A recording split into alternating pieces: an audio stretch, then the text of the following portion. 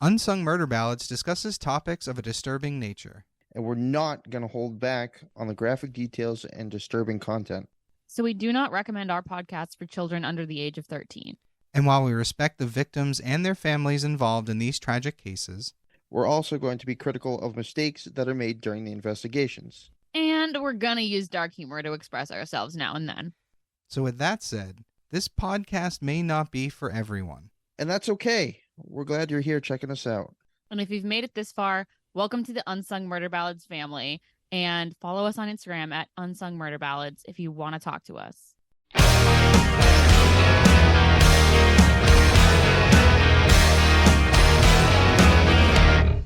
Hey everybody, welcome back to Unsung Murder Ballads. This is episode 110. I am Janice Dead. I'm Jameson Dead. And I'm Joyous Dead. All right, and tonight we have our next for Joyous's Information episode. Oh, these are always so good. Yes. All right. What thing am I ignorant about today? Candy Montgomery. Gotta say, never heard that name before. All right, hold on. Before we continue, I want her predictions. I always love her Yes. predictions beforehand. Okay. Can I ask one question first? Sure, go ahead. Is Candy Montgomery the perpetrator or the victim in this situation? She is the perpetrator. The perpetrator. Okay, well, the name Candy is giving either old school or stripper vibes. So I'm going to go with this case took place in the 1950s.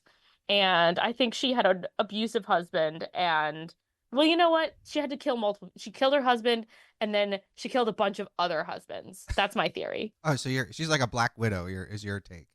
Yeah. That's my take. Okay. So into Candy Montgomery, but first, of course, the teaser. So it was Friday the 13th, 1980. Ooh, love that start. When Alan couldn't reach his wife. He's been calling and calling all day. She's not answering. She's supposed to be at home with their 1.5-year-old, somewhere in that ballpark, old baby. She's not answering the phone. He then calls again later that night, like late. She's still not answering the phone. So he calls a neighbor. The neighbor goes over, and initially the neighbor was like, yeah, everything seems okay. But as the night goes on, he keeps calling now he's calling the neighbor again, and he's like, can you just go and check? He's like, whatever you got to do, get into that house. And the neighbor's like, you got it. And as that neighbor goes outside, he's met by 2 other neighbors that Alan also called and asked to go into the house. Oh, wow. This guy's worried and desperate. So the 3 men are ready to break in. Now, one of the guys has a realtor key that he thinks maybe will open the door because, sometimes people don't bother to change their locks after they buy a house. Yep. So they go inside. Oh, I'm sorry. They get to the front door and it's not even locked. So they go in and they're looking around and initially nothing seems out of place. But they go into the nursery and there's the baby awake, crying, and covered in its own feces. Oh no. Because it's been left alone all day. So one of the guys wraps up the baby in a blanket, runs it to his house, gives it to his wife, grabs his gun, and comes back. This guy's got good instincts. The other 2 are looking around. They look into the bathroom, and there's pools of blood. Oh no. And then they see a trail of blood leading into a utility room where like the washer and dryer are. In there, they open the door and they see Alan's wife's body. Oh, They quickly close the door, freaking out. Then the phone rings. They answer the phone and it's Alan. And they're like, we don't know. First guy doesn't even know what to say to him. So another guy takes the phone. And he's like, Alan, I got some bad news. It looks like she's been shot. So this is the case of Candy Montgomery and the victim, Betty Gore. Oh, I was wrong. Yes, you were wrong, but it's okay.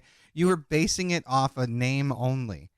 And yeah, that's all the information I had. And to be fair, yes, that was kind of the same thing you were doing with John Wayne Gacy, and but these are those names we dropped in random conversations through episodes. Those names are present in pop culture. This name I've never even heard. Well, and the reason I decided to do this as a For Joyous's Information, because it is a famous case, but it's no more famous than, say, the Toy Box Killer. But Mm-hmm. the reason we're doing it is because both Hulu and HBO Max released miniseries recently based on this case. Wow, that's a lot of coverage. Yeah, the Hulu case, and they were literally released within a year of each other. The Hulu one has Jessica Biel playing Candy Montgomery, Oh, no kidding. Wow. and the HBO one has Elizabeth Olsen playing Candy Montgomery, and Wow. she's the Scarlet Witch from Drastically Marvel. different options. Yeah, and to be fair, the Jessica Biel one, Jessica Biel went through a lot more trouble to look more like Candy Montgomery. Whereas Elizabeth Olsen is just like, she's like so beautiful as Candy Montgomery. You're like, I don't fucking buy this. Okay, But- I see. But it is what it is. Because, That's foreshadowing. well, no, it not really. But it's just that the Candy Montgomery has really tight curly hair, and that's not what Elizabeth Olsen had at all, ever. Gotcha. Yeah, just not at all. And Jessica Biel doesn't even look like Jessica Biel when you watch her series. So Fascinating. if I hadn't seen her name in the credits, I wouldn't have known who that actress was. Oh, that's wild. And I do want to say that the acting on both sides, both of these shows, and it was amazing. The guy playing Alan Gore in the Elizabeth Olsen one was played by Jesse Plemons, who was one of the guys from Breaking Bad, Oh, yep. and he was really, really good. But the guy who played this Alan Gore in the other one, he was kept very two-dimensional. So it was kind of like, yeah, he did a good job, but like there was no depth to his character, and it wasn't his fault. Yeah, the writers did him dirty. Right. So after that, let's dive in, because I do feel like this is something you should be aware of, especially with these two big series out there. Candace Candy Wheeler was born in 1950. She had a tumultuous childhood marked by frequent moves during her father's Air Force career. It's believed that this instability may have contributed to her later behavior. As an adult, Candy sought out to have the picture-perfect suburban life. Despite outward appearances, Candy struggled with internal conflicts, and she saw a mental health counselor to address her personal issues. Candy met her future husband, Pat Montgomery, while he was working as an electrical engineer at Texas Instruments, and she was a secretary. He proposed just 2 months after they met, Yikes. and they would Red have flag. 2 children, a son and a daughter. In Guess 1970, it worked out for long enough. yes, just wait. You're already. It's funny how quickly you guys always pick up on these quickly. So it's so funny. I need to write this stuff differently. In 1977, Candy and her family moved to Wiley, Texas, where they resided in what they considered their dream house in the country. Pat provided for the family, while Candy took care of the house and the kids. And while she seemed to dote on her children, and she had a comfortable life the whole time. So while Pat and Candy seemed to have the picture-perfect life to outsiders, Candy actually considered her marriage to be very boring, and she longed for something more. That's a shame. And it's around this time, at least at first, that she started dreaming about having an affair and what that might be like. Now, I'm going to reference back to these two TV shows. The one with Elizabeth Olsen very much glosses over why she thinks about having an affair. It's just something she one day decides to do. The one with Jessica Biel spends a lot of time showing how lonely and like kind of needy she is in this area, and it really shows her build up better towards why she wants to have an affair. Yep. So after settling down in their new home, Candy began attending the Methodist Church of Lucas, which became sort of the center of her universe. She was considered by the congregants of this church to be a normal suburban housewife. It was during a church service that she first met Betty Gore, and the two became close friends. Like Candy, Betty was a wife and a mother. In January of 1970, Betty had married Alan Gore, and when their first child was born, Alan took a job at an electronics conglomerate called Rockwell International. In 1976, Betty took on a job teaching at an elementary school, but she didn't really enjoy her work there for very long. She found that the children were unruly and that she couldn't control them. And at the same time, she couldn't bear to be left alone when Alan had to travel for his work. So despite this, Betty decided that the two should try to have a second child. Just to quell the boredom. I guess so. I don't get it, but hey, okay. I would feel more lonely alone with a child, but hey, that's just me. And that's what I've seen with some of my friends who have kids and their husbands work a lot. They get very lonely because they don't have an adult to talk to. Right. It would drive you crazy having to talk to only a child. So Betty began planning her pregnancy down to the exact week so that the baby would be born in the midsummer and she wouldn't have to take any time off from teaching. Well, that's not exactly how pregnancy works, but Yeah, no. good. I hope it works out for her. Right? So this reportedly made Alan resentful, and he felt that their sex life had become completely mechanical. Oh, that can happen. Their marriage started to face challenges as she struggled with depression, especially after the second child will be born, which hasn't happened yet. Alan's frequent work-related travel continued to put a strain on them as Betty would get further and further down in her depression because he's not there to help her. Mm. And when I say this, we're talking not extended periods of time. We're talking maybe a weekend or 3 to 4 days. But So does he care at all? well, he has or this is he job. just like, So he has this job where part of his job is going out to the field like that. He has to go to other cities. It's not that he gets a choice. It's his bosses say you have to go right? here. No, I understand that concept. I guess my point is, when he is home, is he trying to help her at all? Like, is there any sense that, or is she just, I mean, it sounds like he must be, right? Since it makes such a difference if he's there or not. Yeah, and that's my guess. But the problem is there's no real documented information about what their life is like when they're home together. I could base it off of either of those two shows, but I can't base it on reality. So that's why I'm not really speaking to it. okay, fair enough. Yeah, again, I can tell you how it was presented, and like the impression I've gotten was that yeah, he's there, he's trying to do the right thing, but he himself is unfulfilled and unhappy because it's literally, okay, I'm ovulating, we have to do this, do it now. Yeah. Yeah. So these factors created a vulnerable environment that, when mixed with Candy's desire for more in her life, would open a door for the affair that she's been waiting for. It is important to note that both the Montgomery family and the Gore family are heavily involved in their church and all of the church's activities. So with Alan's marriage to Betty strained, Alan and Candy actually grew closer after they literally collided into one another at a church volleyball game in 1978. Candy thought Alan smelled sexy and began to fantasize about having an affair with him. One night after choir practice, Candy approached Alan in his car and said that she had been thinking about him a lot and wanted to know if they should act on her attraction. Dang. Alan That's is awful forward. very forward, and again, you should At watch, church? like in the parking lot. Yeah. Crazy. Alan admitted later that the attraction was mutual, and reportedly he considered Candy to be one of the most attractive women in the church. But Alan initially rejected the idea of an affair, noting that Betty had just gotten pregnant again and that it would be unfair to her. That's good. Yes. But you are saying initially he Yes. rejected it. So both Alan and Candy were sexually unsatisfied in their marriage, but neither of them wanted a divorce. So they would meet up again after either the volleyball practice or choir practice. They would stand in the parking lot having a conversation, and Alan just leaned in and kissed Candy. And then he got in his car and drove away. Huh. Yeah. A few months later, they met up again at Candy's 29th birthday, where they discussed the details of a potential affair, establishing a rule that if either of them started to get emotionally involved, they would end things. Yeah, that's not gonna Then happen. don't get started, idiot. Yeah, you can't separate. For weeks, the two engaged in a series of lunch dates and phone calls discussing the pros, the cons, and the risks of having an affair.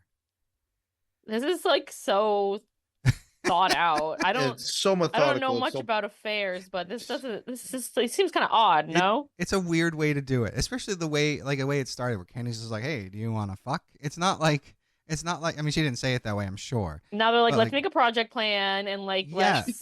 It's let's combine our calendars. it's bizarre. Write up yes. a rough draft. It's not normally how these things go, I would assume. No, I would assume as well. So Alan was adamant about not wanting to become emotionally involved, and Candy assured him that it was strictly only for companionship. Oh Him, yeah, but no feelings. Companionship, but no feelings. Right. right. Candy told him she said, it's up to you, Alan. I know I can do it. I know I can act in an adult fashion and not take unnecessary risks. I've made up I my call mind. bullshit. I've made up my mind, so you just tell me if you want to do it. Damn. So they officially started an affair on December 12th, 1978, which would continue on for several months. Hold on, wait. The There's official no start time. date of their affair is Is there a wild. time to it? Like, There- did it there- start at 5:29 p.m.? There probably is, because especially in the Elizabeth Olsen series on this, they literally were like, let's do it on this day. We'll meet at this hotel at this time. And she's like, I'll bring lunch.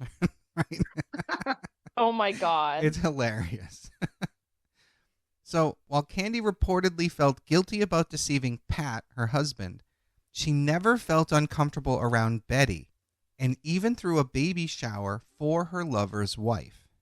Wow, that's weird. Now, the pair would often meet at a hotel near Alan's office, and they would stay together until Candy had to go and pick up her son from preschool.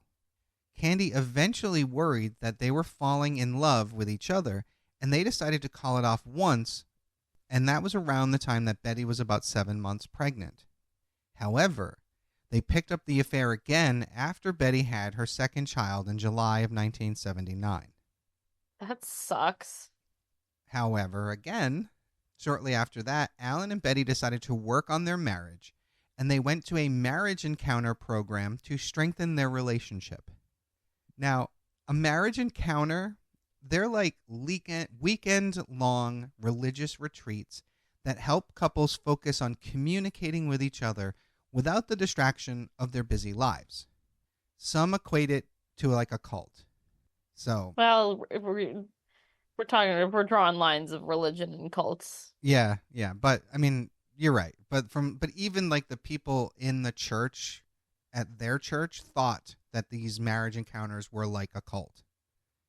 Yeah, as a kid, I went on a church retreat and it was culty. Yeah, that's true too. I was gonna say But that's what happens whenever you're like isolated with an ideology. That's true. So I get what they're saying, for sure. So after returning from the encounter, Alan decided to break things off with Candy, but as he was talking to her, he came off as really unsure.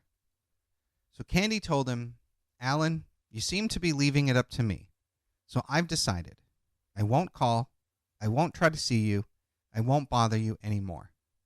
And though the two parties reportedly cried during their last conversation, it seemed to be an amicable end. Well, ... So in the summer of 1980, things took an unexpected turn for the worse. Of course they did. The Gore's oldest daughter, Alyssa, had spent the night with the Montgomery kids, because their kids are friends. Candy had brought Alyssa to the Vacation Bible School, which is basically where Betty was supposed to like pick her up and stuff, I'm assuming. But Betty wasn't there. So Candy knew she was going to have to drive Alyssa home. But Candy's daughter had asked if Alyssa could go with them that night to see the new Star Wars movie, The Empire Strikes Back. Nice. I know, right? That's what I said. Fuck yeah. After figuring out how to make her day work with the added kid as part of her responsibility, Candy agreed to check with Betty. So she called but didn't get an answer. So leaving the kids at the church for Bible school, Candy drove to Betty's to ask, knowing that she was going to need to like get Alyssa's bathing suit for a swim class they had and other things she was going to have to take with her.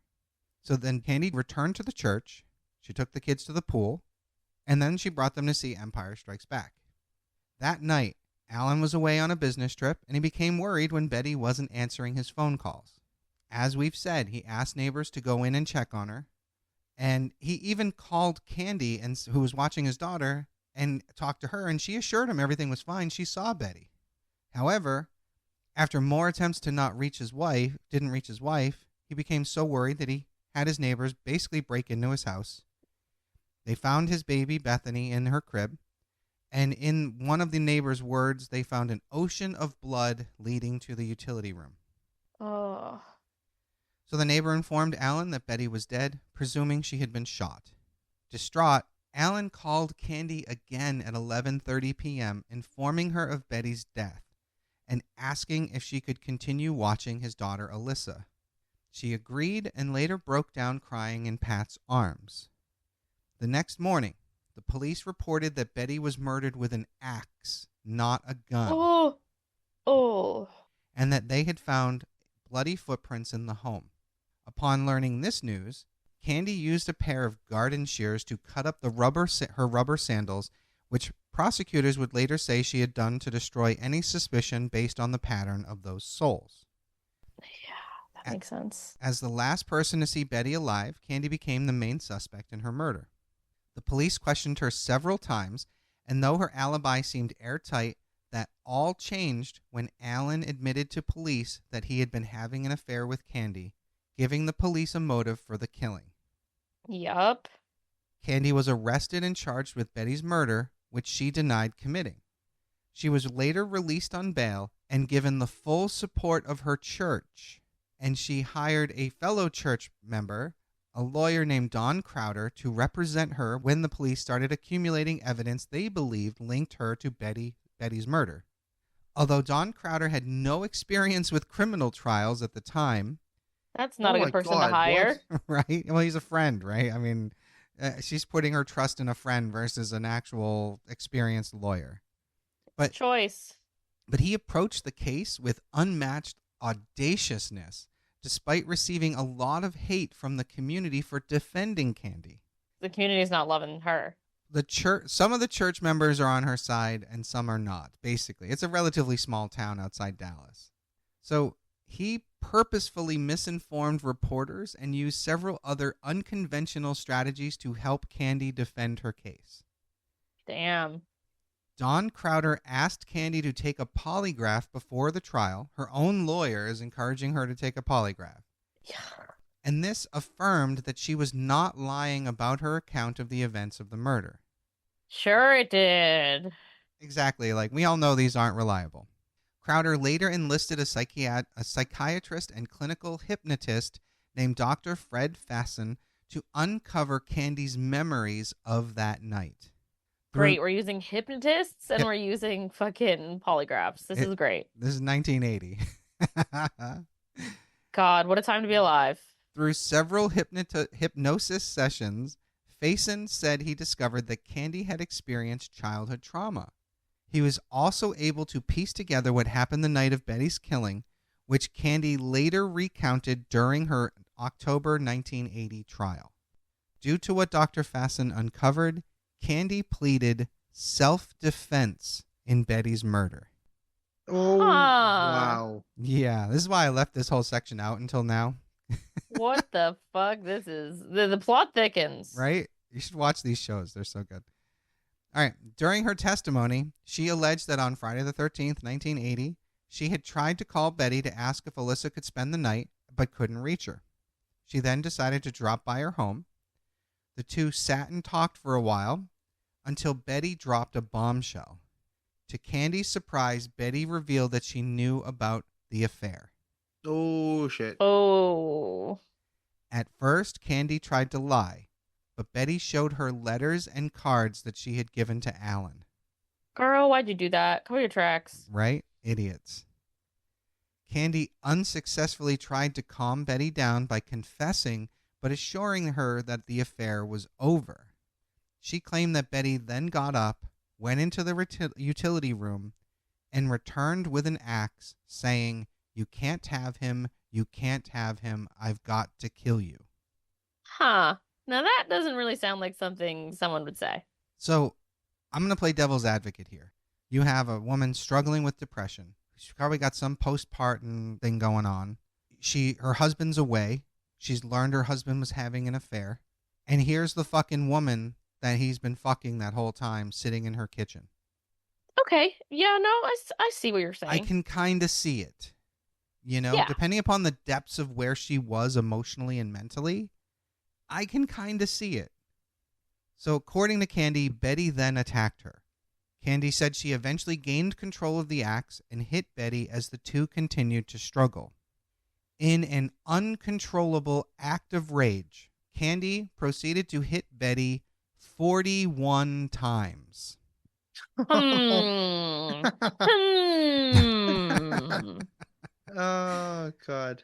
Candy only stopped at the point of utter exhaustion. Yeah, No. that sounds like self-defense. Yeah. Candy stated that she had lost track of how many times she had actually struck Betty. She also claimed that when she went there, she had no intention of killing her friend. By her own admission, Candy then took a shower in Betty's bathroom after the murder and proceeded to go about her daily business. The fuck? Candy also refused to look at the axe when it was brought into the courtroom as evidence. Now, in order to explain how a person can hit another person 41 times with an axe in self-defense, her lawyer, Don Crowder, had brought in the hypnotist, Dr. Faison, that testified that Candy had a dissociative reaction during her confrontation with Betty. Something Betty had done, apparently telling Candy to shush, triggered a deep emotional reaction in Candy, activating a buried childhood trauma. So as you can imagine, in Texas in 1980, this argument didn't really go over very well. No. I mean, it's like, no. And I want to say there's an awesome moment in the Elizabeth Olsen one in the trial where the defense lawyer is literally making fun of this and shushes the jury. It's so fucking funny. Oh my goodness. Yeah, it's good. So I know it's only the nursery rhyme, but can we refer to her as Lizzie? I was thinking that. I was thinking that while watching that. Lizzie Borton Took an axe and 41. gave her father Yeah. 40 whacks, and when she saw what she had done, she gave her mother 41. Yeah. I was wondering why that never came up in any of the other researches. No one ever compared it to Lizzie Borden. That's why I laughed. The minute you said 41, I was like, huh? Yeah, no, that unfortunately they never reference it, but I don't want to refer to her as Lizzie. Lizzie has a whole other thing going on. So Yeah, she does. I just All right, so Candy gave her testimony on a Friday, and by the following Wednesday, the jury heard the final arguments, and they reached their verdict that same day. Wow, that happened quick. Very quickly. I guess I'm nervous because what evidence do they have? I guess they could have if she admitted to doing the killing. We'll get into that in a moment. So on October 29th, 1980, a jury of 3 men and 9 women acquitted Candy Montgomery of the murder of Betty Gore. What? Not guilty. Now here's Not guilty of what were the charges? first-degree murder. Like idiots. First-degree murder. Please tell me there's a reason of insanity in there somewhere. Nope. That's no, it's just first-degree murder is intentional. She went there to do it. Intentional and pre-planned. Premeditated, exactly. So I know, but there's always that hope of, their last-minute insanity. No. So basically, she didn't even need it. The problem was, and this really hashed out on the 2 TV shows better than anything I found in searching, is that it's clear she didn't plan to go there. She didn't try to clean anything up. She took a shower, leaving footprints. You know what I mean? If it was a planned murder, it was the worst planned murder in history. Yeah. So the problem, and the same thing happened with that Robert Durst case where he killed his neighbor and dismembered him and then ended up on trial. They were going after first-degree murder and they couldn't prove it. And this one here is another classic case of this wasn't first-degree murder. And since Betty Gore is dead, they can't prove that Candy wasn't defending herself. Because as we just discussed, there's a possibility that Betty attacked her. Right. I mean, it's as plausible as Candy attacking her. Yeah. So we don't really know what happened, and that's the problem. Had they gone after manslaughter, she probably would have went to jail. So although Don Crowder had no experience tackling criminal trials prior to becoming Candy's lawyer, he knew enough to figure out that swaying the jury would entail showing Candy's humanity. When Dr. Faison testified that Candy had a dissociative reaction during which a portion of her personality was split off from her consciousness, this served as the foundation for Don Crowder's self-defense plea. However, what really brought this plea home was Don coaching Candy about how to take the stand. From the questions he asked her, to Candy being unable to look at the axe, Don knew that the only path to winning was to remind everyone that Candy was just a human being. In the end, Dawn Crowder won the case by helping Candy Montgomery fully express her guilt and her sorrow for what she had done to Betty. Without Dawn, Candy would never have been able to face that court the way she did. I can't believe that worked. It's crazy. But again, I can't, no one nobody knows no one knows what really happened in that room. Right.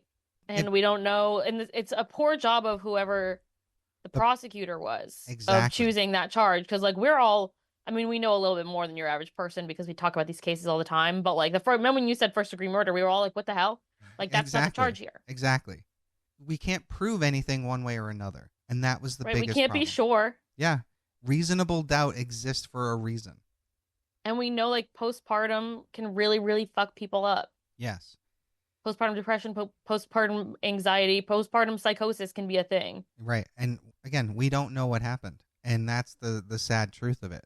And maybe she really did have a psychological break and didn't really remember it until it was brought out.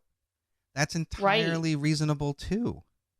It's a little suspicious that she, like, was able to calm down and take a shower and didn't, like, call the police and be like, she attacked me. Right.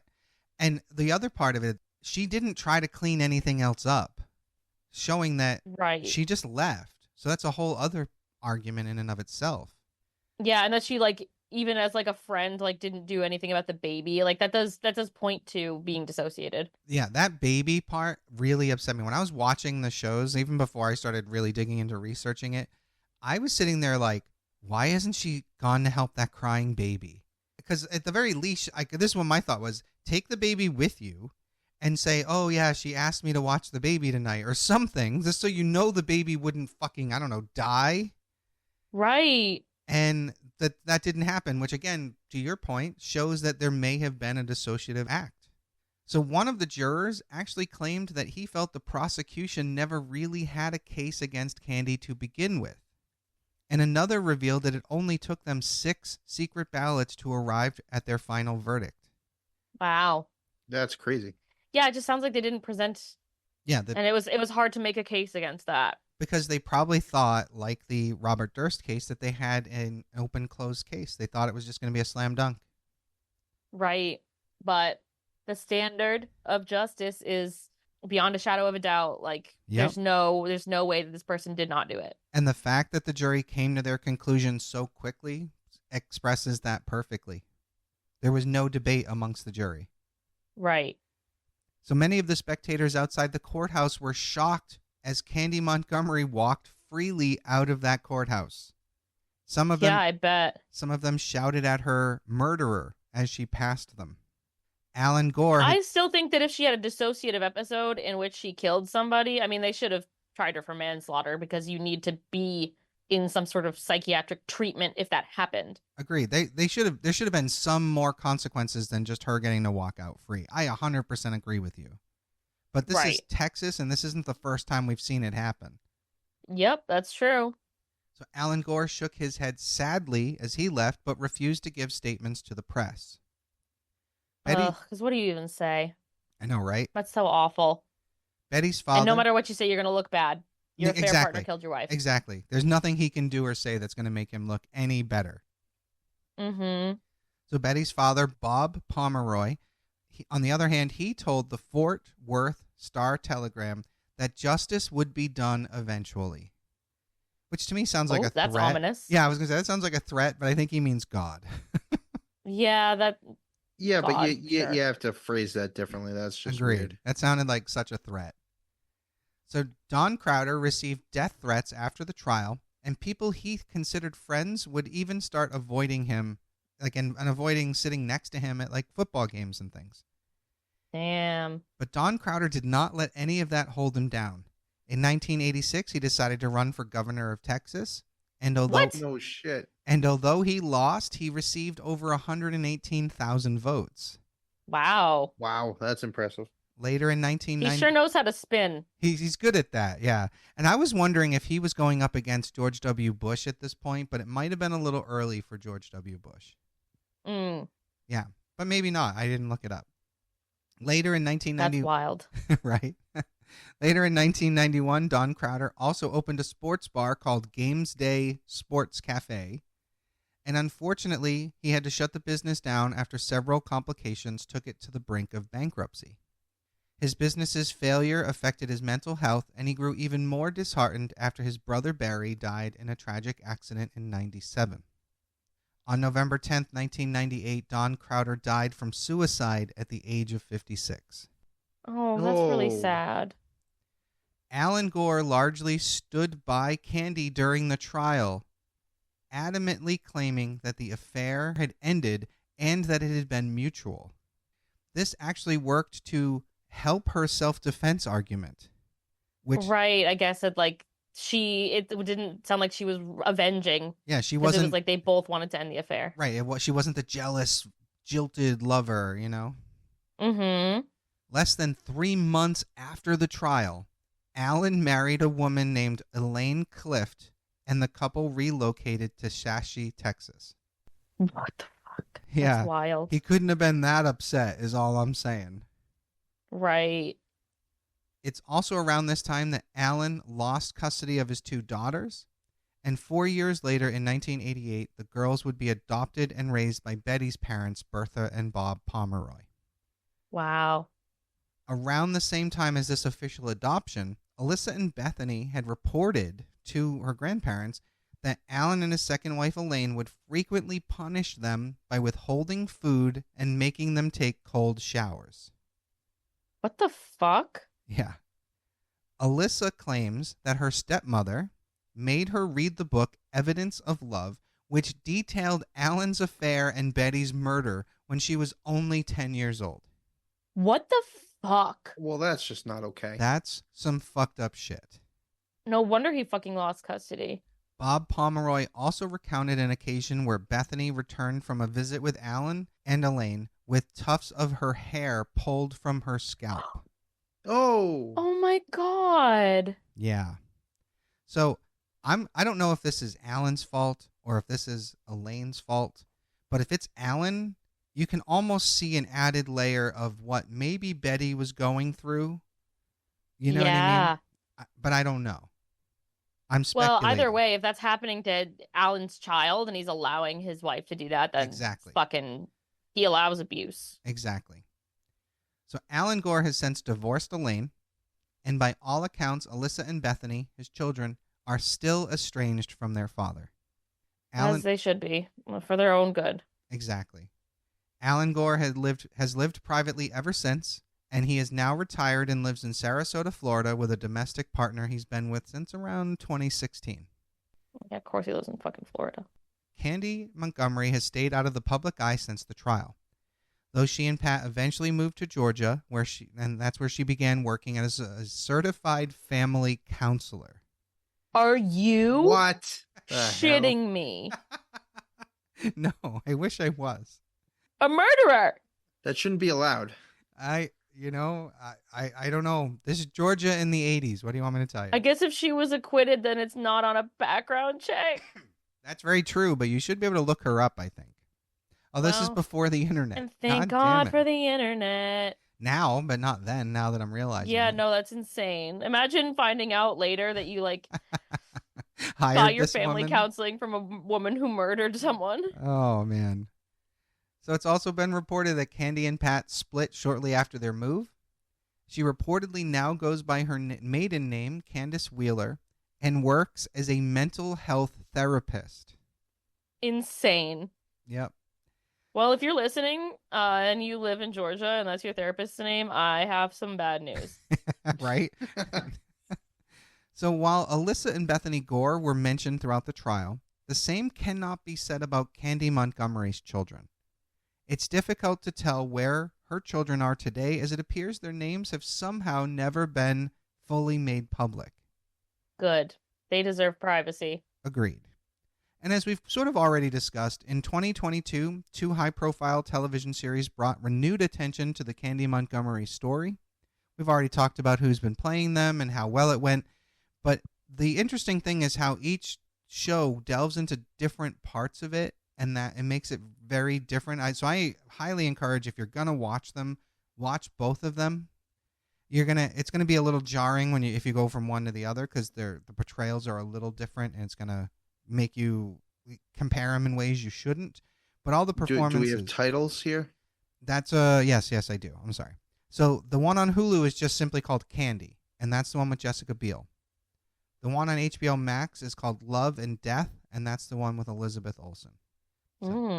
So that is the case of Candy Montgomery.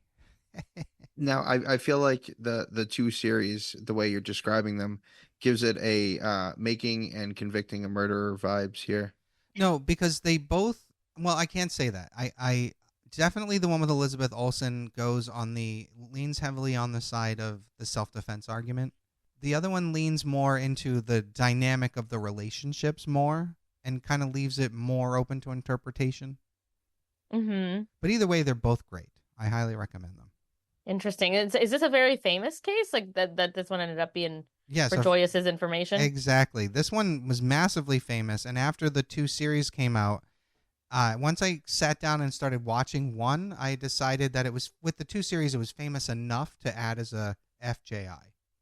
Like I said, it's not on the level of Bundy and Gacy, but it because of those shows, it's super famous. Like right now, another one I've added to the FJI cases we talked about last week actually was the Menendez brothers, because those are now coming back into the spotlight. Yeah. Because we got to cover that one. Yeah, eventually. There's a couple more I want to throw in before we get to that, because the series is too new right now, so I wanted to. Right. Yeah, but who needs to hear that when they can watch it? Exactly. So we wait a little bit, let it die down. Fair enough. I think the next one we might do might be the Night Stalker. Oh, see? I like that you don't really know what we're talking about, so don't look it up. No, I have no idea. I never do. But again, we won't ask you what you think it is until we actually record the episode. All right, because then I won't be tempted to Google it. Yeah, there you go. All right, so thank you everyone for listening. Once again, I am Janice Dead. I'm Jameson Dead. And I'm Joyous Dead. And we'll see you next week. Bye!